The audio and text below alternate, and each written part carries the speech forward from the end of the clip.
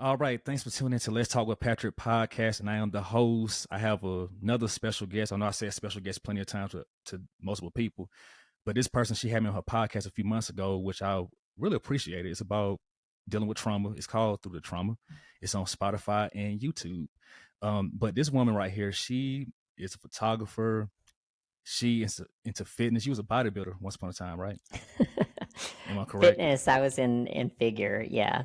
Figure, okay, figure. Mhm. And she was a stripper, which I thought that was very intriguing. This is my buddy, Amber Larkins. How's Hello, and everything going? thanks for having me, Patrick. Everything's great. It's amazing, and I'm excited to jump into some conversation with you. Absolutely. And happy Sunday to you, by the way. Yeah, yeah, you too. Yeah, so I'm gonna kind of like jump around a little bit. So you into photography. So what got you into doing photography? Well, so let me back up a little bit before that. Okay. I came out of dancing. I got saved when I was had hit a very low point. I had worked in a club for 5 years and had hit a very, very low point, which we can get into some of the details of that if you want. But for now, I'll just say that that is how I became a Christian. I started, after I left that, I felt a pressing on my heart that one day I would be back there. I would probably help women on the other side. So, like coming out of there, I figured I would one day help rescue other women out of that industry. And that life started to move forward. I never forgot that pressing on my heart, but years went by. That's been 20 years ago. So years went by, and I had been in fitness during the time that I was working there at the club. I kind of got out of when I transformed my life, I just changed everything. So I got out of doing fitness. I never quit working out, but I did get out of, the competitive side of it. And I would say some time goes by where I started missing the fitness industry. So I decided that I was like, I don't have really awesome pictures of when I used to compete. So I would love to maybe take pictures of some competitors. And around this time, my son was born. I had gotten married. My son had I was pregnant and just had him, and we had done photos of his newborn photos. And I'm like, it's funny because I could take these. I'm missing. I schedule a photographer to come for an hour, but what about all the times, the milestones that I'm going to miss? So I get a camera, and it just kind of made sense. I'm like, okay, I have this camera to take a picture of my kids, but then I also kind of have this craving to get back in the fitness industry in some way, shape, or form.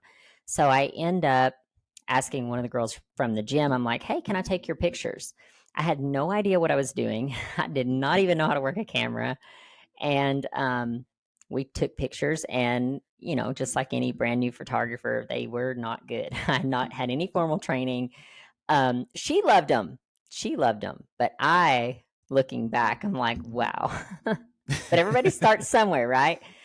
Facts. So fast forward, I was recording. I mean, I was photographing. It kind of took off as a hobby. And she told her trainer wanted me to take photos of him and his wife. And then they told people they were working out with that was competing. And so I just kind of gotten known as like a competitive, a photographer that was working with competitors. And I loved it. It was a hobby for me, but I started charging just a little bit of money just to really to buy all of the equipment, because I'm like, I need lights, I need the everything that a photographer needs to really bring out muscle. And I know you understand this because when you have muscles and cuts, like lighting makes a big difference. So just over the years, I built my business, and I can't put a time frame on it, but there was some time had passed. I was working with competitors, and there was some things that started to bother me about the fitness industry in general, just that it was becoming, with the rise of social media, it was becoming very sexualized. And because of my background and because of coming out of that industry that was extremely sexualized, sex industry, I was like, I don't want to be the photographer that exploits women. And I mainly worked with women. I worked with men too, but um, so this started bothering me, and it started. I wrestled with this, and I prayed about it a lot. Like, how can I still be a successful photographer, have a successful business, shoot fitness, which is very, we're revealing our body because we've done a lot of work to our body, right? But not make that overly sexualized. So it took a lot of contemplating in my mind how to do that. Um, as I kind of started making that transition, there was another thing that kind of popped up that started pressing on me. And this was the fact that I was working with competitors, people, athletes that was, they had stories. They would spend an hour with me. We would talk, we would get to know each other. And I'm like, I would hear some amazing stories. And I'm like, it's just not fair that I'm the only one getting to hear this. And so many other people, these stories could inspire so many, but how do I get them out to people? How do I share these stories? So all of these things kind of was like coming to a pinnacle in my business. And I really started praying about it. Like, how can I use this gift as a photographer? Because at this point, years had passed and I was kind of well known in the space. And that is when I got this idea one day. I'm like, I love the dark and I love the light of not just in a single photo shoot, but I love displaying like the darkness, the grittiness, the kind of hardcore like bodybuilding images. But then I also love photographing these lit and airy and beautiful feminine photographs as well. And so I'm like, you know what? Why don't I shoot people's stories, shoot their trauma, like what they've gone through, and we can artistically kind of express that and then shoot where they are now, like the happy ending. And this has been a process over now about 8 years that I have been photographing these transformation through trauma sessions. And through that is also how the podcast was born and how everything that I'm doing now was really born. And it's funny, now I'm in my 40s and I can look back over the course of my whole life and I see how even the mistakes I made has pointed me to something amazing. And I really love what I do. I love being able to help people and help them share their stories and express themselves artistically, and just I see so much healing through it. It's really a beautiful thing. That is amazing. So with that said, after hearing those stories, do you have to decompress at times? Do I what? Decompress. Do you have to decompress? Oh my gosh, yes. It's overwhelming, yes. Um, yeah, you have to, this is the thing. I'm an empath, and so I really feel people's feelings. And I've been this way since I was a child. And for me, it was really hard to find those balances and boundaries of what I can feel without getting so attached that it's breaking me apart. So it's been a journey for sure. How'd you even learn how to do that? Like how to separate that without falling apart? It's taken a lot of prayer and meditation. Yeah. I I mean, it's not easy, believe right? no, and I believe that everything that we have to be everything that we are called to be in this life, we have inside of us.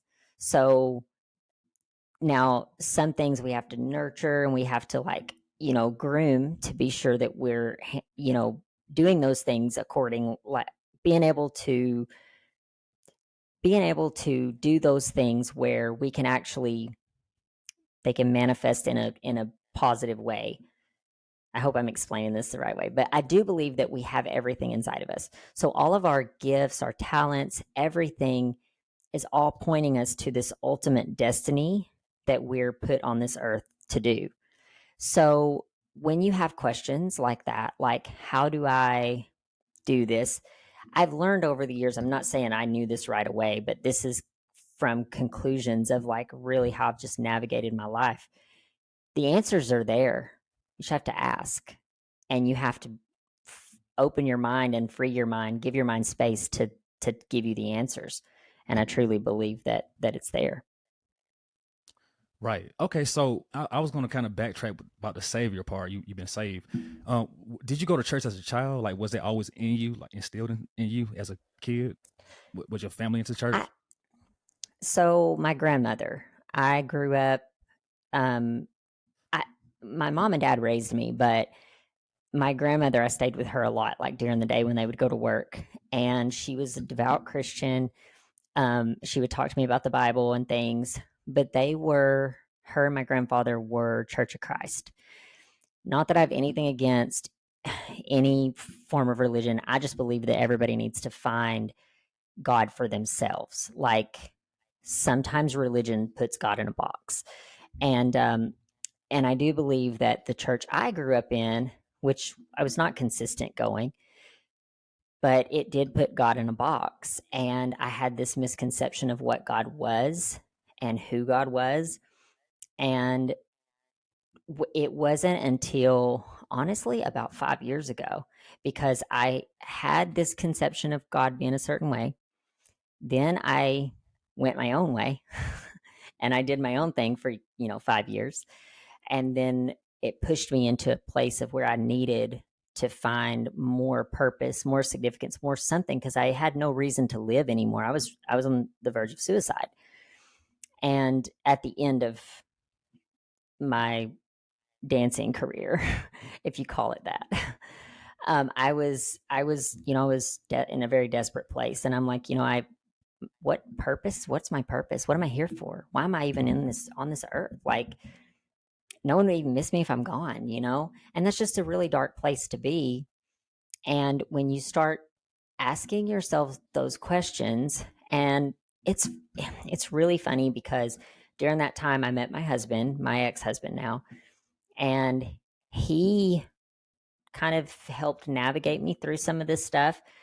But even that in and of itself was he had religion in a box too. And I knew God through him for 13 years. I was married. And then it wasn't until I got divorced that it was like, okay, now I'm in a place where I'm completely alone. I intentionally did not get back into any kind of relationship because I needed to find myself. I needed to find me. And this is where I've come to the conclusion, like, when you truly know yourself, that opens up a world of like wisdom, because everything you have is there inside of you. It's just we use those things sometimes as very toxic, but if we use them for good, like our characters, our traits, our the different things, the gifts that we have, if we use those things for good, it opens up a whole new world to you. But I think so many people live on emotion and they just function on toxicity. Right. It's pretty common, unfortunately. So, with that said, has your faith ever been challenged? Well, I guess so, since you felt suicidal. But has it ever been challenged even to this day, like currently? You ever have those moments where you Oh, kind of for like, sure. okay, yeah, makes sense. Because I go through that moment Yeah. sometimes too. I don't consider myself religious anymore, but I consider myself more spiritual. I do believe in God, and I believe that what I'm doing is right. At least I have that feeling, at least. Hmm. But so with that said, the dance, I want to kind of segue to the dancing thing now. So what got you into dance in the first place? Were you in a situation where you needed something to, I guess, like make money, or it was something that you had a passion for already, or what? You know, I so I have I had a really good upbringing. My parents were young, but they were great parents. which is not the case for a lot of girls that I met in that industry. Um, but I had a great upbringing. Looking back, I recently did a video, which I think you saw it, um, where I really had to think about, okay, where did this come from? Where did this desire even come from? And, besides just the social pressures and then I was always told when I was growing up, my parents would always be like, oh, you're the pretty one in the family. Like you're so pretty and this and that. And while I think there's no ill intent there, I do believe that you have to be careful what you say to kids because it puts in their minds like, I have to be this now. My parents have said I'm this, so now I've got to be this. And I think somewhere along the way, like I just searched for validation. And I don't know if it was because maybe my parents were so young, they worked a lot that, I was missing it there, or I'm not really sure where that came from, but or maybe it's human nature where everybody seeks validation on some level. But I wanted validation. And as I started getting older and having like boyfriends, for whatever that's worth in high school and junior high, um, but I always had boyfriends that would cheat, you know, and when I got in college, it was just like, I'm going to go dance because, well, let me back up. The seed was planted by a friend of a friend. I ran into her one day in this little jewelry store, and she has like all this money. She's flashing all this money, and I'm like, "Where'd you get all that money?" And she's like, "Oh, I'm a stripper." And I was like, "Gross! Like you take your clothes off for money?" That's really my initial thought. And I was probably 17 then, and she was just a year or two older than me. And it planted the seed. And, as I got a little bit older, I'm like, you know what? I can make a lot of money and I could hang out with my friends all day. I don't have to be responsible. I could still go to college, still get my degree, and just worry about going to classes and have all the money I want. And I started doing it and it was fun at first. Um, Hung out with my friends all night and it was like a big party every time we went to work. And it's fun until it's not fun anymore, if you know what I mean. Like that's kind of what all sin is, like it's fun for a little while. It's gratifying and satisfying.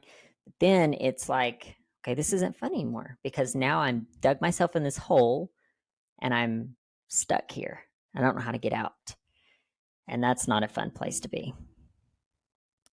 Wow. So did you have any type of mental damage from being in the industry, as far as like any, I guess, PTSD possibly that you faced from it? I mean, I am hesitant to say classified as like PTSD because I was never like probably into it as far as some of the girls I knew. I mean, and then I've worked with people who have like PTSD from like one of my clients had been in Afghanistan and saw her whole team get get blown up in a bomb. So I'm really hesitant to use that word, but I guess that is what you would call it anytime you're triggered by something. And to me, because I am an empath, the things I saw in the club, I had a friend, a girl I was really close to, had shot herself, and not at the club, but I worked with her the night before. She shot herself the next night, and in the bathroom, and of like her house, but her boyfriend was there, and they heard the gun go off, and it was just bothered me a lot. And then I had a cousin who had a car wreck. She passed away. She was not affiliated at all with the club. She was just my cousin. And I remember feeling survivor's guilt. Like, I'm this horrible person. I'm destroying marriages, wrecking homes. I'm doing this all in the name of fun. That's what I felt like. I should have been the one that died. Why did she die? She went to church. She was listening to Christian music when she died. And it was like, why her? Why not me? I'm the one on this interstate every day going back and forth to work, doing something bad. And that was probably around when things started to turn. Like when I liked it, but then things started to turn where it was like I started to feel guilt over just the things. And, you know, men would come in there and their wives didn't know where they were and they're spending all this money. And it started wearing on me. So I'm sure you probably noticed it was like drugs there because that does happen at times. So prevalent. Drugs were very prevalent. And a lot of the girls that would work would be high to go to work, because I'm sorry. And I mean, it's true. It is true. But anytime you are selling your body in any regard, whether it's a physical selling or even if it's just a visual, like, the OnlyFans, the things that's going on these days with the webcams and stuff, there is still something, I think there is still something that it starts to attack and eat away at your self-worth because you're selling yourself and you're not an object. Like Mm. there's this misconception that this is empowering, but it might be empowering for a while, but then eventually it gets to the place where it's like I'm selling myself and these people are saying these very like degrading things to me, and I don't care about the money anymore. Like there's no amount of money that's worth being said these things to or being treated this way or you know and it's it's just something that starts to turn. And I do think that sometimes women can get, and men too, can get very calloused to it, where they start to feel their self worth being attacked and then they just push it out. Like, again, you take your little trauma, you wrap it up into a little box and you throw it in the back of your head and you don't look at it or don't think about it. And it's works for a while until eventually these little compartments, these little boxes that you have in the back of your mind manifest in a very real way. And then one day you wake up and you're like, I have problems and toxicity and issues and things that I'm dealing with in my life that I don't know how to fix. And it takes digging back sometimes into years worth of little trash that we've buried in the back. This is what I Mm. think trauma is. And from doing my podcast, working with people talking to people who have trauma, a lot of times you have those wounds that you just put away. And I definitely believe there was wounds that come from that industry and from that job. So with that said, you don't recommend anybody to get into that type of career I mean, from your I experience. no, I don't Yeah. recommend it at all. Right. Um, I think we live in a culture where things are so much more accepted now. But just like you can, any little thing that you do that is like a dopamine hit that like makes you feel good in the moment, it opens the door for something a little worse and a little worse and a little worse. And I think that we're in a culture now. And I had an interview recently on my podcast with a porn recovery coach, and very interesting conversation. It's coming out the first weekend in August on Friday, that first Friday in August. But Oh. yeah, it was a great conversation. But he was talking about how with porn, there's like this increase in violence, sex and violence. And he said it's really hard to find like porn that's like lovemaking and like the emotional connection with sex. He said you just can't, that's just not a thing anymore. He said almost all porn is like this sex and violence. And then you look at our world and our culture and the things that's happening, the rapes. And I know these things has been going on, and we're recently seeing an uprising, maybe because it's getting a little bit more talk and airplay and publicity. But, you have like the sex trafficking, you have the, these things that are promoting, I've kind of stay up on this a little bit, but these whole stories that have, Pornhub has had come out where they're selling these tapes of kids getting raped. And What? I recently, yeah, I recently read a story about this kid, or he's a man now, he's grown. He got raped. The man sold his videos, took videos of it, sold it to Pornhub. Pornhub is still selling the videos. And the guy is Wow. grown now and he's suing Pornhub. And the owner of Pornhub was like, they're not going to do anything about this. I'm not worried about it. And I'm like, to me, it's like, how can you support an industry that just doesn't care about people at all? And it's promoting violence and violence in kids, which we're seeing this too. If you pay attention, it's just I don't know, it's a really bad industry that's driven on money and instant gratification. Jesus Christ. I did not know that. Wow. Wow. Whoa. Wow. That made me sick to my stomach hearing that. Jesus. Yeah, Um, yeah. so okay, so I'm getting back to the dancing again. So sorry. So while you was I thought you dancing, was getting ready to change the subject. You're like, that's enough. I can't hear anymore. no, that's fine. That's fine. That's really sad. That breaks my heart to even hear that. I mean, wow, holy. See, I don't. I used to watch a lot of porn once upon a time, when I was younger. But getting addicted, it's an addiction. It can be, and I had to like Mm-hmm. wean myself off of it for real because it really affects you psychologically. It does, Yeah. and there's a study on Mm-hmm. that. And because that's not how we have sex in real life. No, that No. stuff is make believe. No, Right. but anyway, so I'm going back to the dancing part. I'm so sorry. So while you was dancing, how did you feel about yourself at that time? Like, did you feel disgusted with yourself, or did you feel empowered? What was your feelings, and how did your family feel about you doing that?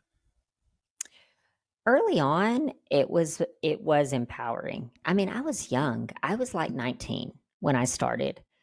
Um, so a 19-year-old, and you're getting attention from guys, and guys that are way older than you, and they're like, you know, and they're saying even these things that are degrading at the time, you're just like getting all this attention, and I'm getting paid, I'm getting money. But then soon you start to see that that money is like wind. It disappears with the wind. Easy money, easy come, easy go. Is that what they say? Like, Yeah, the easier and faster you get money, the easier and faster it slips through your fingers. And then I think you get to a place where you're just like, that money was not really worth it. I don't even know where that went. Where did I even spend that on? And then it starts to bother you. So I went through cycles of feeling, not cycles, I went through a progression of feeling almost like empowered to like less empowered, kind of like on a spectrum to where at the end I was feeling completely degraded and worthless. Um, my at the when I first started, I was the kind of person that I'm like, I'm telling everybody, I don't care. I'm doing this and I'm proud of it. And it hurt my family. Um, it hurt, I'm positive, and it hurt them. What could they do? They still loved me through it. But there was a lot of shame. And I lived in a small town, so I would go to a bigger city to do that. And then after some time, like over the years, I'd run into people that I knew, like sometimes my dad's friends, and that'd be weird. Um, and I'm sure there was like, I don't even know the damage that it caused my parents, and I'm feel so bad about that. Um, and it wasn't, I kept this inside because I went from being like this rebellious teenager to like, I'm going to go do this and I don't care what nobody thinks, to digging myself into this pit of despair. And then when I come out of it, it was like I completely changed. I I come out of it. I mean, I was like on my deathbed because I was ready to commit suicide. Coming out of it, I was now like this new Christian, this new, the Bible calls it new creation. Like I'm somebody totally different. And I hid my mistake. This was a mistake, but I I don't want to call it a mistake, because sometimes I think we hide shame because we can't handle it at the time. And I don't think I could have handled it back then. But there was so much shame that I just completely compartmentalized that part of my life. I put it in the back of my mind. Like, I don't want people to know this. And I never planned to revisit that, to be honest with you, even though like I heard that still small voice when I walked out of that club for the last time, that one day I'd be back in there. I felt God tell me that. But I said, in our human nature, we're just like, I don't ever want anybody to know that part of my life. And I hid it. And it wasn't until I went through my divorce, and um, there was things that happened during the divorce that I'm just like, I was bitter and I was angry. And I'm like, I'm telling this story one day. This story needs to be told. And I was doing it out of a bitter heart, right?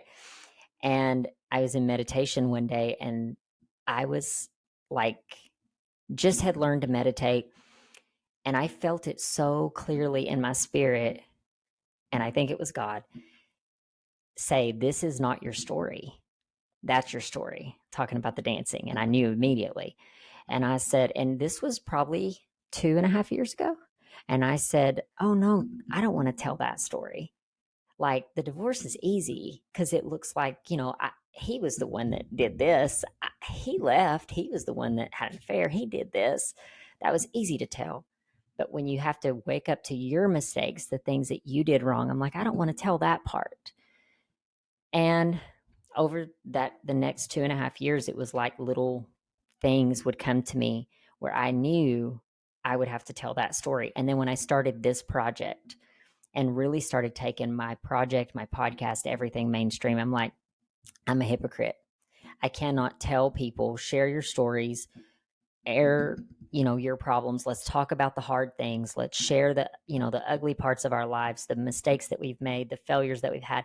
I can't preach that and not do it. And I had a business mentor tell me, he said, this was back in December. He said, you've got to get your story recorded right away. He said, and you've got to get this out. So I made plans. We recorded this video that you saw. And you can attach that in the show notes. I don't mind if people see it. But we recorded that in February. No, we recorded it in January. I got the video back in February or early March, and I've not released it until about a month ago.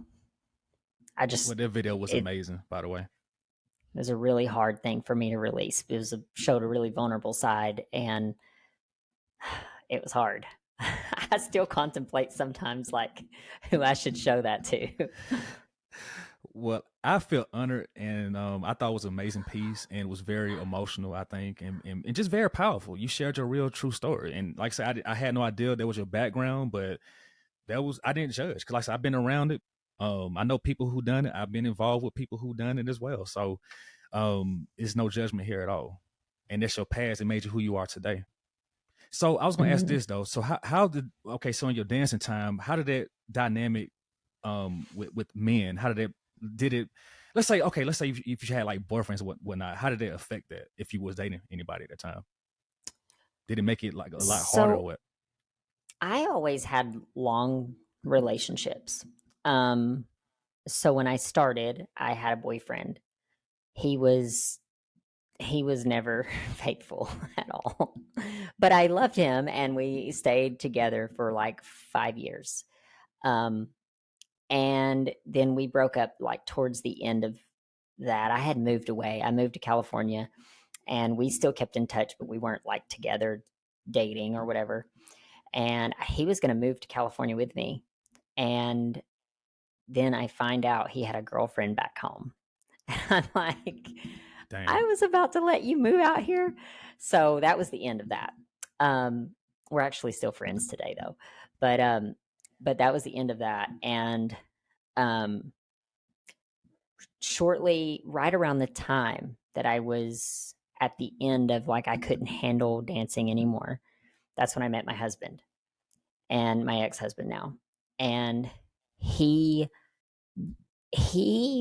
did help me through that dark place, that dark time. And he was able to kind of shed light and help me navigate, because I was very, you're coming out of something, you're on the verge of suicide. You're like, I don't know what I'm going to do for money. I have no money. I had really been rotten to like my family and my friends. I had no friends at the time. Um, and then 8 months later, he and I got married. So we were married for 13 years. So I didn't really have relationships other than those two while I was doing it and right after I come out of it. But it definitely changed my views about sex. It changed my views about, um, it did change my views about men in the sense of like, if someone even like, I could be driving down the road and someone whistle at me and I would get offended. Like, like I'm not that person anymore. Why are you, don't, don't look at me that way, and that person doesn't know who I used to be.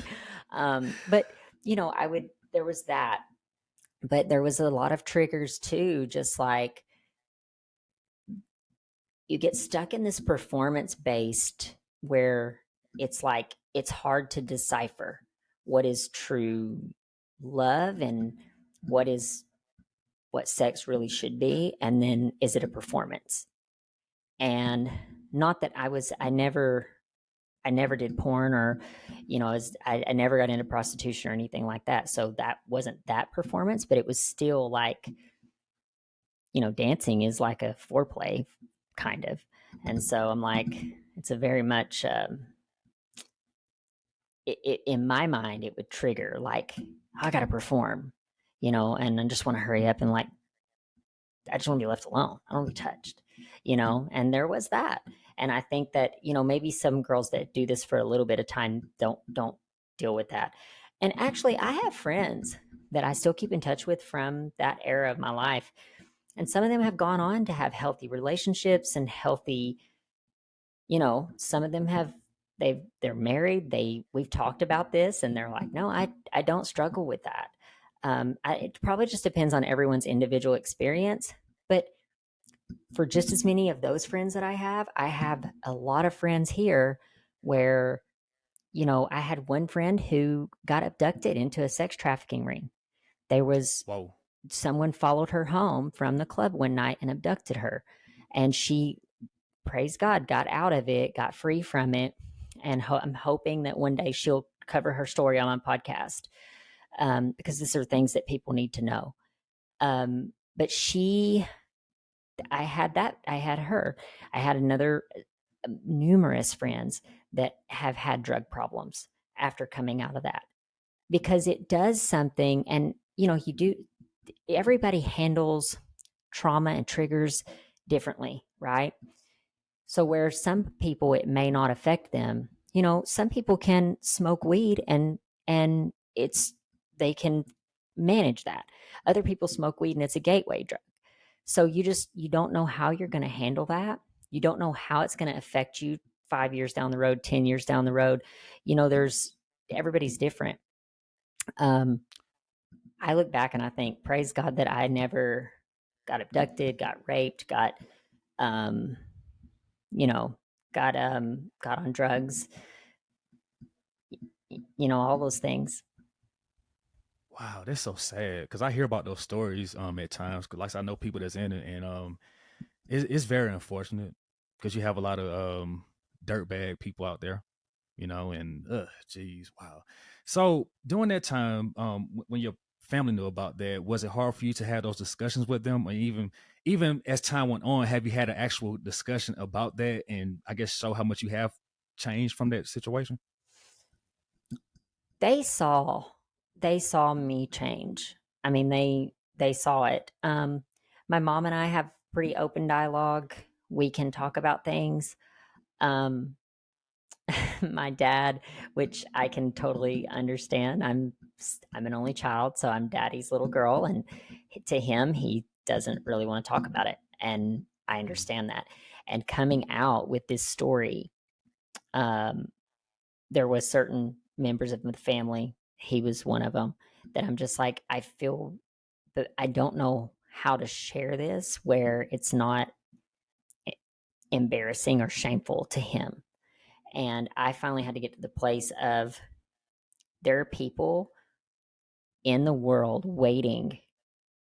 There's women right now that are hurting in that same place that I was in 20 years ago, hurting and waiting on someone like myself to walk in and say, hey, there's a way out. I can show you, because I lived it. I did it. And it was hard. And I wish I had somebody to help me navigate these things. And when I think about that, and I think about the women that are out there that need me right now, it's like I can't let shame. We have a limited amount of time on this earth. If God can use all my mistakes for good, if he can turn those mistakes into good, and the only way I can really see that he can turn that to good is by giving me an end to be able to reach those people, then I can't waste time. I need to start talking about this. And it's a big thing with the podcast. My podcast is not specific to this. It's specific to trauma in general. But it's like, again, I can't be a hypocrite. I can't go back and say, Patrick, share your trauma with me, but I'm going to sit quietly because I don't want to share my trauma. I can't be that person. So at some point, you have to say, I'm sorry if this causes hurt or pain or shame to my family, but at the end of the day, I'm on a mission.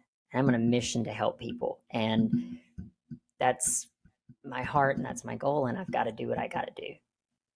Absolutely. Well, I commend you for that. So with that said, as a man, you don't think I should do it either, huh? Because I've been presented a couple of times, well, a few times. Patrick, yeah, for real. Have you heard anything I said today? I did. But I know things with men a little different with women, because women, it's just a whole different beast. And with guys, I don't. Yeah, I haven't heard too many stories about guys, to be honest. I will tell you my thoughts. So obviously, I'm not a man, so I can't speak, and I cannot experience things as a man experiences things. But I think we have to be careful, because I think we live in a culture where there's an agenda to change the way that we see masculinity and femininity. And yes, I agree. I think that there's a push.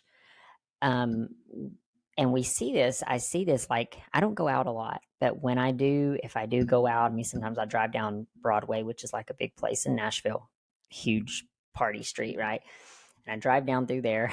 It's like women are just as they can be just as vile in their conversations and in their, listen to some of the music and the way that women talk about degrading men.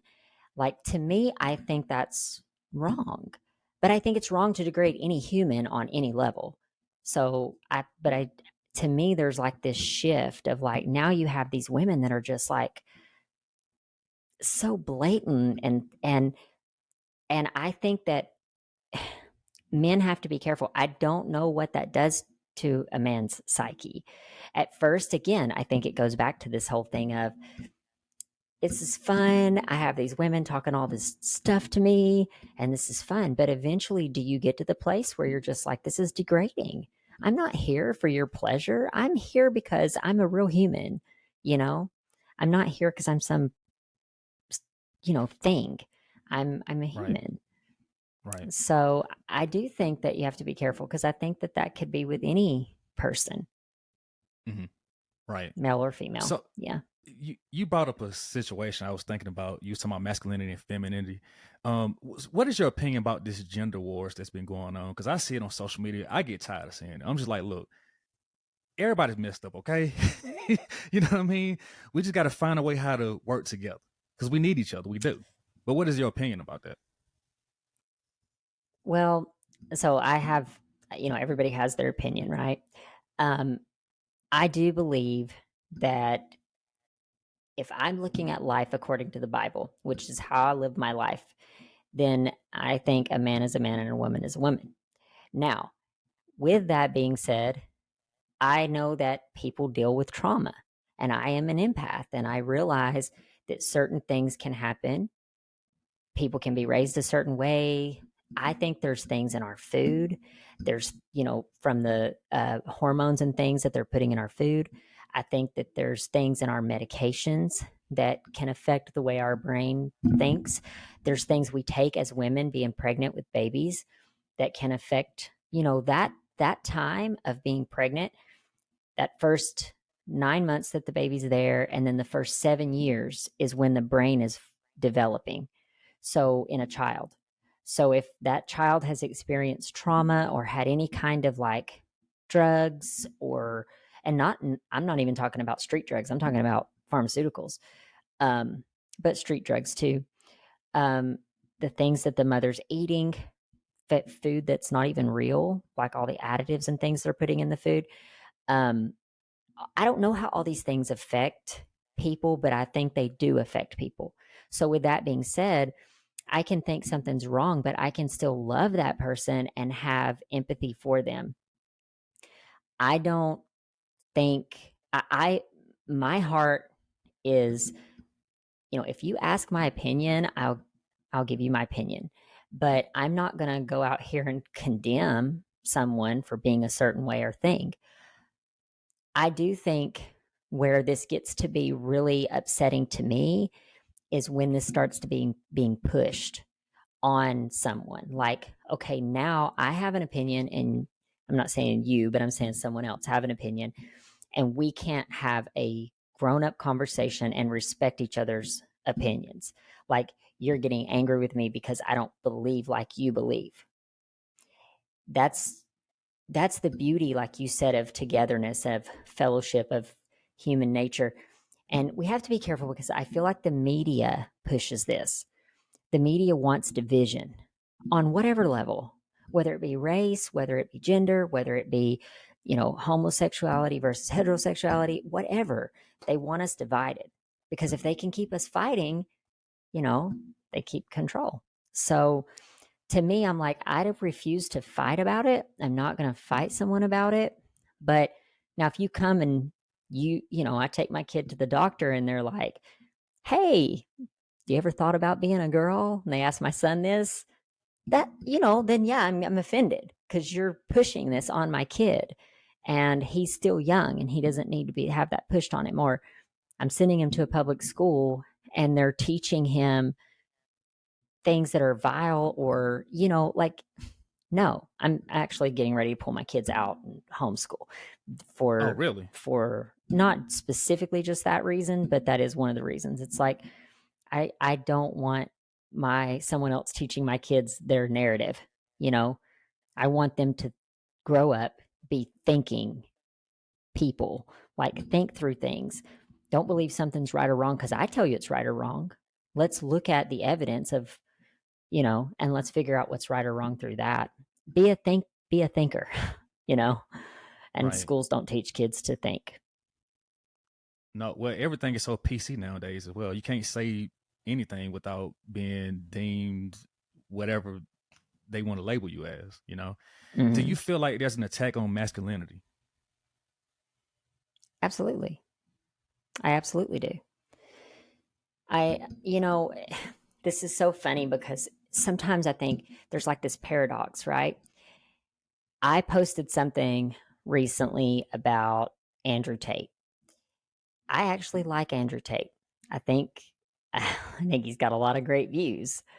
Um, and I got a little bit of pushback from that, from females, and they're like, "He's so misogynistic. He's this and he's that." And I'm like, but he believes in male masculinity. Now, maybe the Andrew Tate that was like a couple of years ago, because I know he has kind of a shady stuff, but we're not judging people in their past, right? But Right. according to now, I'm like, I stand with him. I think that he has a lot of good views. He stands up for masculinity. And as a man, if I would love for my son to follow after some of his philosophies. Um, of course, I'm not a man, I'm a woman. So I hope that I can only be the type of leader that, you know, people like my daughter can follow after, little girls or women or, whoever. But I think there's attack on both. There's an attack on both because women, they're pushing women into this like degrading of men, and they're pushing men into this thing of like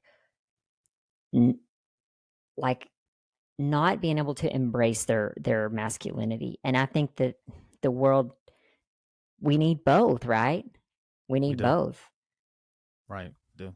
Yeah, because I mean nowadays down is up, up is down. you know, it's just really weird right now. Like I don't even know what to say about this stuff. It's kind of scary in some ways because I have nephews and the way they growing up, I'm like, oh geez, just it's really disheartening the way things going right now. And people like you and I and other people who has a voice that speak about it, it's like they been deemed, as I guess being troublesome or whatnot, which is pretty crazy because we're supposed to have our own opinions. That's what we was taught, to have our own opinions, have our own views. Right. But it's like when you have your own views, it's a problem, which is crazy Mm-hmm. to me. So yeah, Mm-hmm. because as a man, it's difficult. I don't even know how to. I'm trying to navigate through this the best way I can, to be honest. So it's pretty weird. And that's just what everybody is doing. And I think that's the beauty of podcasting, honestly, because you learn so much like real hands-on things. I've learned so many things from my guests. And I'm an avid seeker of knowledge. I want knowledge. So if somebody opposes my views, I'm like, let's talk about it. I welcome that. I'm not going to get offended by you. Don't get offended by me. Let's just talk. That's the beauty of human nature. But I feel like we live in a culture where that's being shut down. And I think with podcasting, you do have a space to talk about the things. And I've even had people on my show that I don't necessarily agree with, and we've had conversations about it. But that's the beauty of being able to, have different opinions, embrace our differences too. You and I may have different opinions, but I can, I still consider you a friend. I don't care if you have different opinions than I do. I'm happy to talk about it or not. We can just be friends. But, you know, as long as it's not infringing on my rights or my well being, why argue about things? Like, why not just love people? Absolutely. And that brings another conversation. I had some pushback before about the vaccine, the COVID vaccine, because me personally, I didn't get it. I'm sorry, I didn't believe. I'm sorry. Like even though my father died from COVID, and plenty of people died from it, I just to me it was rushed really quick, and they was basically with certain jobs you had to be vaccinated in order to work, or they let you go. They talked. Okay, the thing about it is like they had fast food places open and they had liquor stores open, but they had the gyms closed. I'm like, what is up with that? So that was a red flag for me, big time. And I was like, no, I'm not doing that. Mm-mm. And I still stand on it to this day. I'm not doing it. And then plus people are dying from it. Like they having all these crazy reactions. It's a documentary I was watching called I think it's called Sudden Death, I believe. I saw it. I gotta You saw it, okay. That's Mm. some scary stuff right there. It is. It's very So scary. what do you think about it? You like to get into these conspiracy theorist stuff. It's okay. I don't mind it. I said we can talk. I invited it, right? Yeah, you did. I don't agree with the vaccine either. There is no way in hell I was going to take that vaccine. I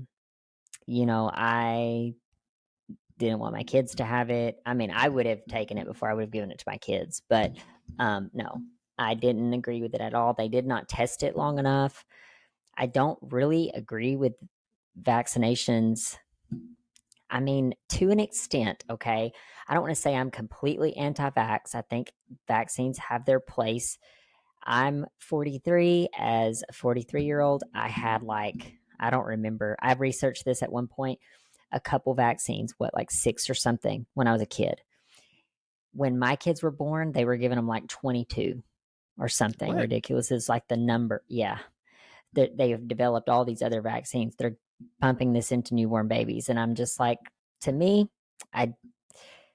it was a really scary decision at first whether or not to vaccinate my children. We did start on a delayed schedule, um, but then ended up, after seeing some of the effects that we had with, I just was not real. I wasn't sold on the vaccine, on the manufacturers. The more that I started looking down the rabbit hole of how these things are produced, how they're pushed. And when I was I was in nursing school when I got pregnant with my son. And so coupled with the fact that how the medical industry handles this, how as a nurse they're telling us to handle it with other parents who voice concerns about vaccines, it's just like throw it under the rug and just keep moving, like pressure them to get it and keep moving. And I'm like, why are schools teaching us to do this and not advocate for parents or not listen to them or not? It just seemed like a really shady system. So it started raising my eyebrows, and I started going on a mission to learn as much as I could about vaccines in general. And again, I'm not anti-vax. If we were going to go overseas to a place that was, polio was prevalent, then yeah, we're going to get polio vaccines. But I think they serve their purpose, but I think in the wrong hands, being pushed on people, not educating people, that's not right. That's not right. People should have the option to ask questions about what's going into their body. But, so when the COVID vaccine came out, I was like, they didn't research this nearly enough. They're pushing this. I did not believe, I believed COVID was a real thing. I did not believe people were dying the way the media was projecting that people were dying. It's funny looking back now. It's like these were people that were already sick. Flu was killing people that were already sick.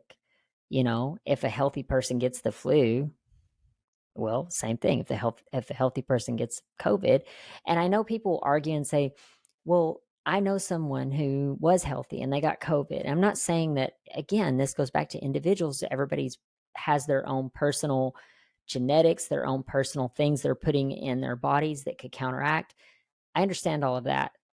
For me, I try to live a healthy life. I try to eat healthy, exercise regularly, meditate, feed my mind, feed my, brain the good healthy things, drink a lot of water, do the things that's going to make me healthy.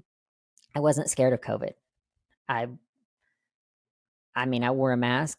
I was compliant with that when I went into other places of business and things, but I didn't think I needed it. I didn't Yeah, wear it me because I was either. scared. Yeah. Right. Yeah. I also like once we was able to not wear masks anymore, I was ecstatic. I was, you know what I mean? Cause like my thing is like this whole ordeal, they never talked about how we should eat healthy, how we should exercise, but it was like, oh, you should get the vaccine. I'm like, no, I'm not doing it. Like, no, thanks. Cause I was working at college and they'll make us test like I think it was like twice. Let me see, I think not twice a day, but twice 2 days. I can't remember. It was like a lot of times we had to test like outside, do like a spit, like swab, Mhm. whatever, a nostril Mhm. swab and all that, and it was just so annoying. But I complied just because I wasn't vaccinated, and I just felt like there was another way to control people as well. It really Mhm. was Mhm. like everything Mhm. else. Yeah, I Um, think so but too. yeah, so yeah, I had to ask just because I was just very curious about your opinion about that. Because I kind of look like a conspiracy theorist. I don't even think they're called that anymore. I don't think it's even called that. Now it's just like, or do you know or do you not know? Like, Yeah, are, they call it woke, or I don't know, whatever they call it. But I don't know. Yeah, I don't know either. They got so many it's different like, names nowadays. but I think more and more people are seeing it's just making people ask questions, and it should. It really should. Because once we stop asking questions and we just go with it, I mean, we lose rights. We lose our rights. Exactly. Exactly. And the media is known for lying. They've been lying about a lot of things for decades. It's nothing new. So why should I trust them now? To be honest, it's They're even like all with owned all by this. the same. Exactly. They're all owned by the same thing, by the same, organization or whatever. So I don't believe anything. I don't even watch the news. I'm like, I'm not watching it because I don't believe anything that they say. And then when, it's a shame because it calluses you to the point too, where you're like, stories will break and you're like, is that what's going on that they don't want me to see? Like what's really Right. going on behind the scenes? Because they're telling this, they're covering this story like, the submarine thing. I'm like, there's something more to that submarine story. I don't know what it is. Who knows? But why was this on national news for like on every single channel for like a whole day? What was going on that day that they didn't want to cover? I mean, and again, you look back and you're like, am I just being calloused to think like maybe this is what's really going on? But we've seen it done so many times. If you dig into it and you see these stories, these conspiracy type stories, you're like, okay, this is done so many times. So I'm going to ask the question, is something else going on behind the scenes that you don't want me to know about? So you're covering a story that's intriguing, very intriguing. But is there more to it? Or is there not? Exactly. Or yeah, it just makes you ask questions, but we'll never know. No, no. I mean, the thing about it, I don't watch the news either. Like, I find out things on social media when people post like clips That's where or I get my post like an news too. article. Yeah, you know what I mean? Like, because I just don't. Because like I spent like okay during the pandemic, maybe before the pandemic, I had spent a lot of time like watching the news, and I was so drained mentally. I was just fatigued. I was done. I was lethargic, and my energy was so like just sucked out. And I said, you know what? I'm just gonna stop watching it altogether. And I stopped, and I noticed how I started to feel a lot better as time progressed. But Mhm. it just like I don't know. It just weird. Like I don't know what to believe at times. Because if you watch like different news channels, like let's say CNN or Fox or MSNBC, they could take the same story but they spin it a different way to, I guess, to pander to their base. And I noticed that because I will watch all Mhm. sides because I want to know what's the truth. You know what I mean? Because I don't believe Mhm. either side. I don't. Mhm. And they Mhm. keep people divided enough. So I don't know. It just weird. It just really weird. Even with the whole White House thing, they found some cocaine recently. I don't know a whole much a lot about that, but I did see. I said what? And nobody knows nothing. So it just weird situation. Jeez. Yeah, it does. But this is the thing with the news. You have to be careful because the um the thing is this, the more negativity that we put into our minds, the more depression is going to come, the more hurt, pain, toxicity, heartache, all the things like it's going to, because that's what we're focused on. What we focus on expands. So if we are going to focus, if we're watching, you know, 3 hours of news every night, or listening to the news on the way to work and then listening to it on the way home and then watching it at night, or just negativity in general. Television, I think, is really horrible because there's so many negative things on TV. And it's like, if I'm filling my mind with that constantly, I am going to be a negative person because I'm filling my mind with negativity. If I eat cheeseburgers every single day for every single meal, I'm probably going to gain weight. Why? Because I'm feeding my body unhealthy things. It's like, let's start feeding ourselves positivity, positive foods, positive. Our brain is just like a muscle. So I'm going to feed my brain things that is healthy and nourishing, whether that's, books or educational programs or meditation, because I'm thinking and I'm making space to think and believe, or having conversations like this where I can get your views on things and learn about people. It's all like, those are positive things. But when we start pouring in all this negativity and then we start adding that into entertainment, now we're doing entertaining things that's negative and it's hurting us. It's no wonder that we live in a culture where people are depressed and on medication to not be depressed, because they're feeding themselves negativity. And I have this thought as well. So I know not everyone believes like I believe, but the Bible says that we are made in the image of God. God is a Right. creator. God created everything that we see. Now, whether or not you believe in the God of the Bible or whatever you believe, if you believe that what we see around us was created, and we were created, and we were created in the image of that, we also are creators. We create things through our imagination, through energy, through work, our hands, what we do. So to me, it's like if I'm not living out that creativeness, if I'm not creating something, whatever that looks like, it opens the door for an unfulfilled life. So I need to find my purpose, my calling, the things that I'm put here to do so I can go and generate that and create that. And not to say like I can paint a picture and now that's created. That's like a one-off kind of like I'm creating a painting just because it's fun and it's a stress reliever. But when we can couple that with purpose, so now I'm creating a series of images because I'm an artist and I have a strategy for going to sell my paintings, and and this is going to help people because they're going to look at it and feel peace when they look at my work or whatever. I'm just making this up off the top of my head, but I'm saying when we can put a purpose behind what we're creating, it changes our perception of things, of life, of it gives us reason and purpose to live here. And there's some power that comes with being able to help and do what we're put here to do and create according to that. Does that make sense? I kind of all over Absolutely. the place.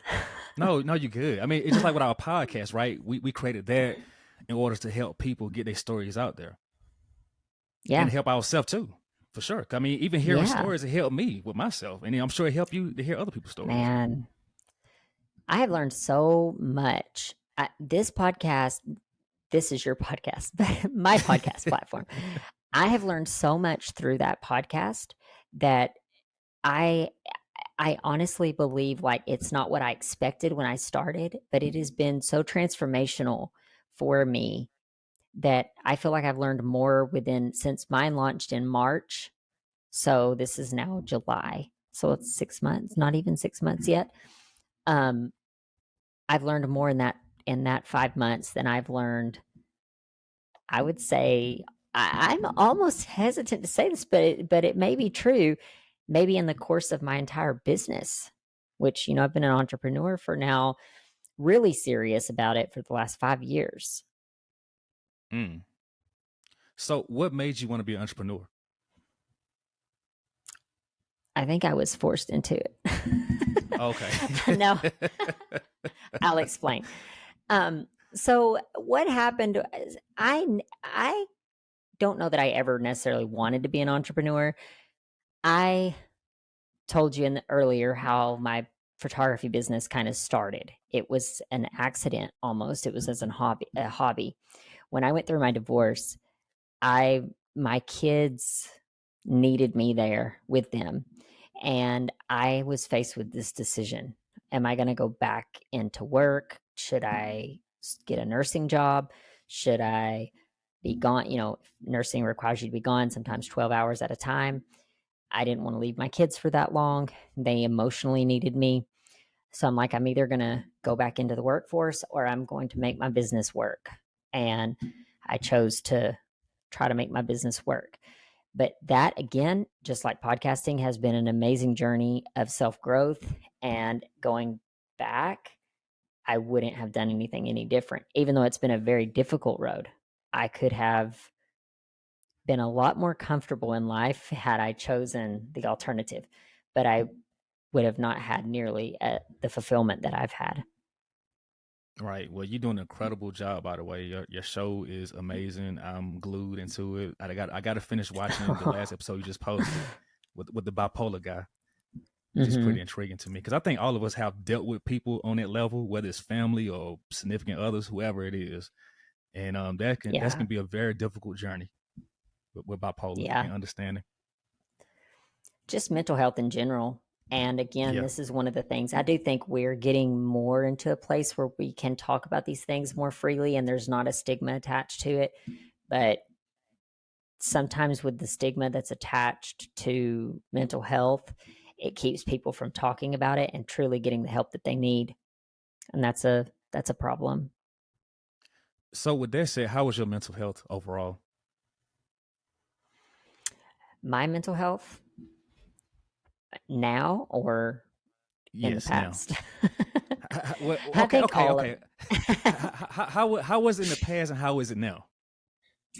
well, I mean, anybody that is suicidal is not, their mental health is not healthy, right? Um, so I've definitely been in that place where I've not been healthy and I probably needed therapy and possibly even some type of drugs, although I believe there's holistic modalities that people can use. It's much better than drugs.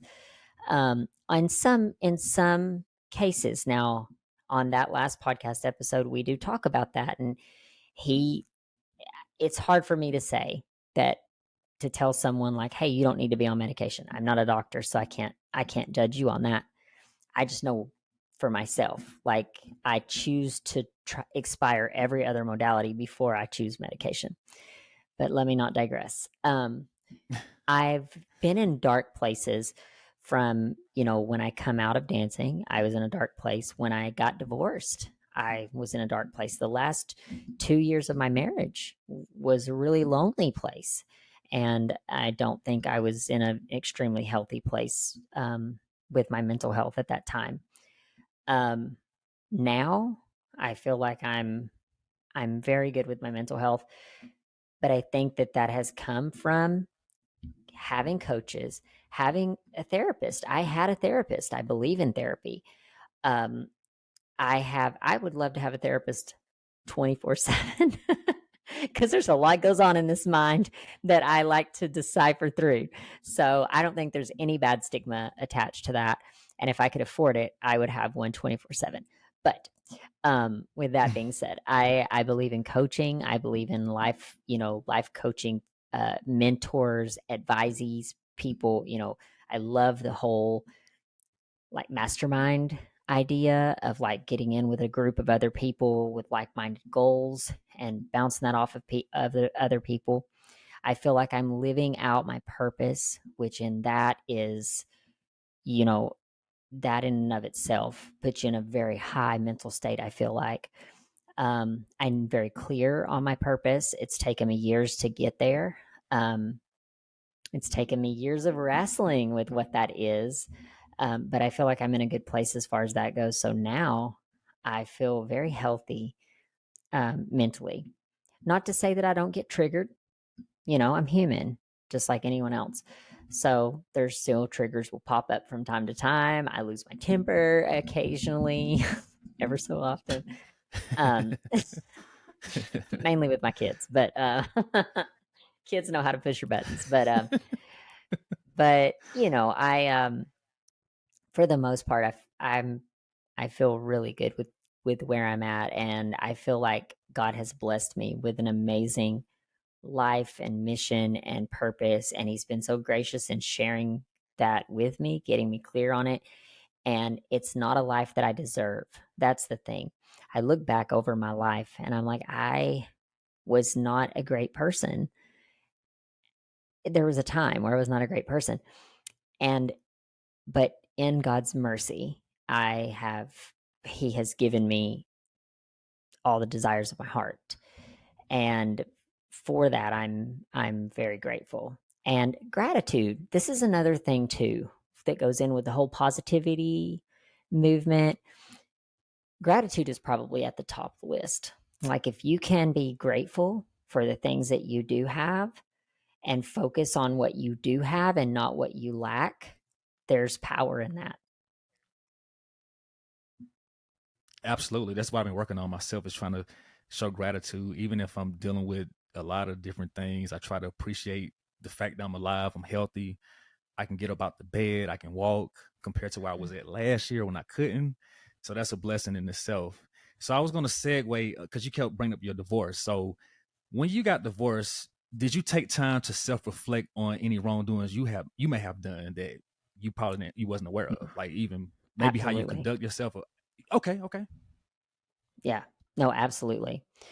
So when I when we first got split up, okay, like before we were divorced, and I made the decision to choose entrepreneurship. I knew that it would require me to become again, to evolve into a different person. And I started learning as much as I could, and I actually got into a mastermind group. And I'm in there with very powerful people that are doing amazing things, very mission driven and mission oriented. And I was probably too early to that game. Like I was, but I can say one thing that it opened my eyes to was the fact that this really does exist. Like I remember at that time feeling like I don't really have a mission. I just need to make money to support my kids. I guess that was my mission at the time. But being around other people that had this very mission driven initiative, it opened my eyes to what was possible. And I think that was a really good thing for me. In that group, they had us do activities from time to time. Like they had us write our eulogy, which was powerful. If you've ever done that, like sit down and write what you want to be when you die. Like, what do you want said about you? Do I want to just be like, oh, she was this selfish person who only cared about her and her kids? And, do I want that said about me? No. So it made me like sit and think, what do I really want said about me? And there was another time during those calls that I was on, those mastermind calls. And I remember them talking about, if you want a relationship, which I didn't at the time, I was very much like, I need to heal from the relationship I just came out of. But this stuck with me. If you want a relationship, you should write down all the things that you want in a partner.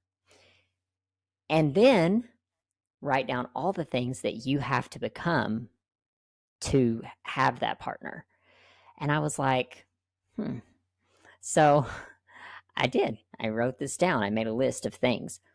And I think this is why I'm single today. And I may be single for the rest of my life because honestly, I'm very picky. I'm like, these are the things. And none of it has to do really with looks. It's so funny that it almost all has to do with character and ambition, mindset. And I'm like, when I looked at this list, I thought, this is going to require me to be a certain thing. So when I wrote my list of what I need to become, I need to be an encourager. I need to be kind and loving and smile at there's things that I would write on my list that said, I wasn't that the first time. And this is probably, honestly, a divorce is never always one sided. I don't think that that's, unless someone's just purely like never wanted to be married. But a lot of times, if two people go into a marriage wanting to make it work, it takes two. It takes two.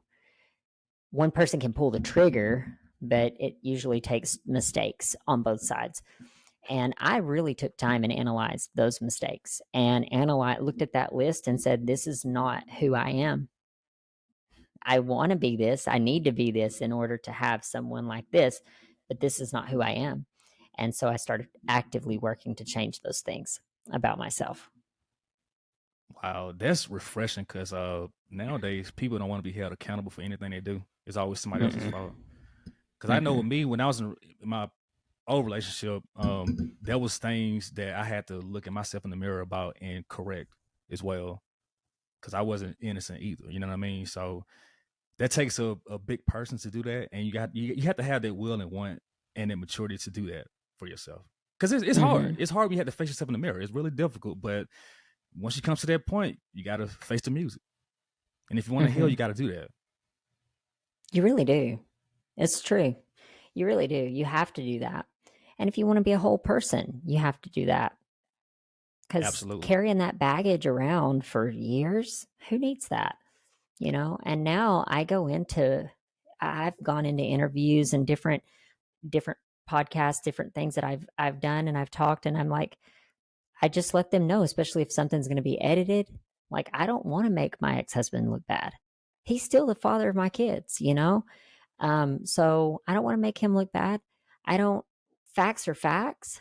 And I tell people this on my podcast when they come on, and I had a pre-call the other day with a someone, and she's telling me about how she's like, I don't really know, and this was a parental a parent that she was like, I'm scared if I share certain things. And I said, look, you meditate on this, obviously, share what you feel comfortable with sharing.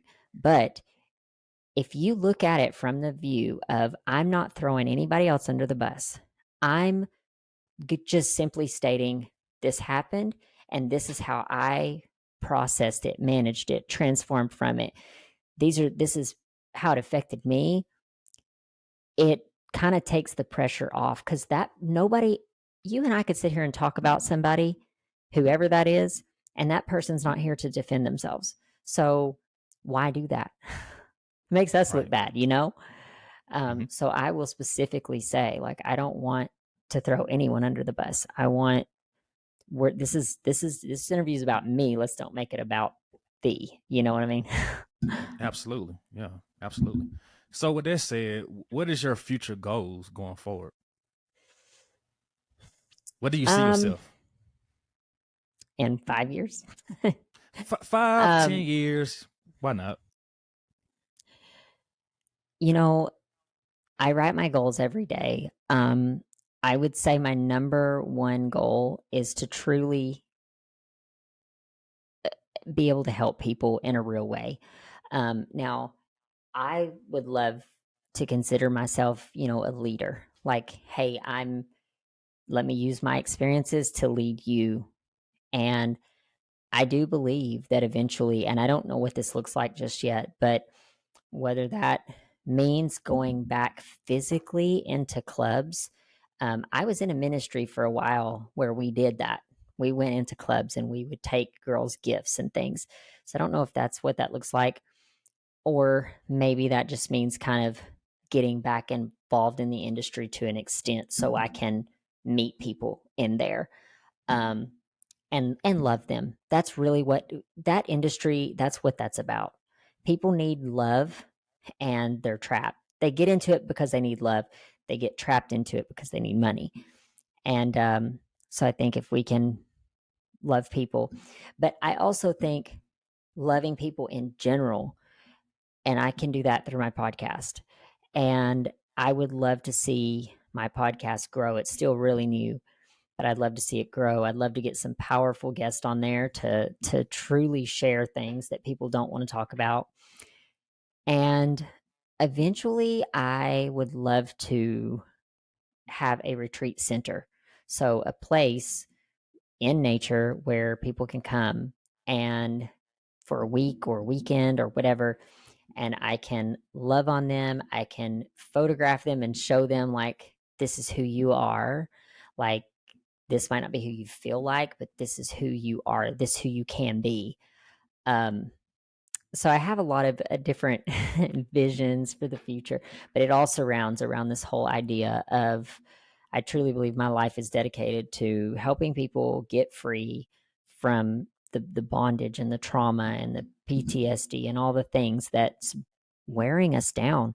And I think if we can start to share stories, share our experiences, because when I interviewed you, I had no idea what you had been through. And I think I even told you that on the podcast. Like, I had no idea you'd been Right. through those things. And it's like, once we get people talking to what they've been through, then it gives us empathy.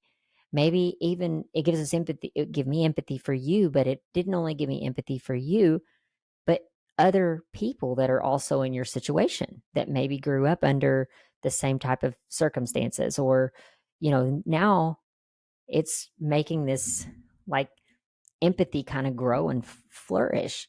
So now when I meet people, I'm not looking at them like, you did this thing, you cut me off in traffic, so I'm going to cuss you out, kind of a thing. I'm looking at them like, man, they might have had a really bad day today. Like, let me be nice, not Right. make their day worse, Yeah, that's true. I'm working on that because the other day I kind of slipped. I went off of somebody on the road because they had cut me off, and I had to give myself grace for that because I'm still human. I'm a work in progress, right? Hmm. So do you feel that do you think you 100% healed, and do you think people can ever 100% heal from any trauma? I think that you can get healed. Um, I do think that that is a deceptive term, kind of, because I think we can feel healed. Like, okay, I'm in a really good place. And then a trigger can happen. And then it's like, oh, I just went off. Why did I just go off? Why did I just react like that? And then, oh, when I ask myself why, and then why, and then why, and then why again, it boils down to this fundamental thing of it goes back to my trauma. It goes back to the way I was treated. So I don't think that we ever forget things. Our subconscious, and I'm no brain expert, but I think our subconscious has a way of holding on to things. And it's a journey to be able, like our life is a journey, and being able to release those things sometimes takes a journey. Um, I had a friend, and she was on drugs. She was recovering drug addict. And she said, you never stop craving drugs. You just get to a place where you can manage it. Like, I will always be a recovered drug addict, but I will never go back to drugs like at this point. But there's always those triggers. And I don't know, but I think trauma is similar. I think if, you know, you, that experience is always going to be a part of you. That whatever that trauma is, that was your experience. And you have to, getting to a place of being healed, you might, some people I think do, um, but I think it can just be deceptive. I think sometimes we can be deceived by that and thinking that we're healed, and then all of a sudden a trigger happens and we're not, and we realize we're not. Right, right. Yeah, because a lot of people expect perfection, and I'm like, I don't think we'll be 100% healed. At least I don't think I mean, just for the things that I went through, like losing my mom and all that, like I will always have that void. It always be something like a song or Mm-hmm. a TV show or something that will remind me of Mm-hmm. her, which will Right. bring those memories back. But I guess Mm-hmm. it's all about how we deal with those things, right? We deal with them in a healthy manner. Yeah. Yeah. Or Exactly. And we're always given a choice to how we're going to handle things or deal with things. absolutely. Well, Amber, I appreciate this. Please give out your social media handles, and I will put it in the notes as well. Yeah. Yeah, for sure. I thank you so much, Patrick.